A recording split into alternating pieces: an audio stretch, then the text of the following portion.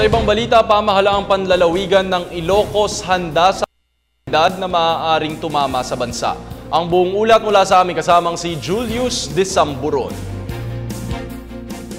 Naghahanda na ang pamahalaang panlalawigan ng Ilocos Norte sa papalapit na tag-ulan.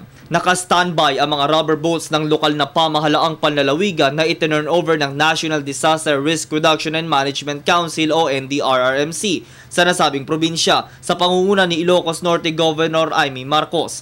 Bahagi niya ito ng Disaster Preparedness Program ng gobyerno. Gayon din naman ang mga emergency relief resources na kinabibilangan ng mga pagkain at inumin sakaling tumama ang isang kalamidad gaya ng bagyo. Sa bayan ng Pagudpud, sapat umano ang kanilang kagamitan na maaaring magamit kapag may emergency. May mga trainings at seminars din ginaganap upang ipamulat sa kanila ang gagawin bago hanggang matapos ang isang kalamidad. Trainings para sa mga tourism stakeholders natin, barangay officials, yung MDRRMC kailangan na well-equipped. So may mga under process na i-procure namin para sa kahandaan.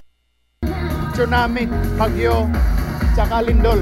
Sa pakikipagtulungan ng mga komunidad, mas mapapadali niya ang kanilang information dissemination. Marami nang naging tsunami alert dito. So handang-handa na. Pagudpod kasi minsan may mga nagte-text. So yung mga babayan namin, meron ng tsunami drill na nangyayari noon. So handang-handa na sila. Sa high elevated area sila pupunta.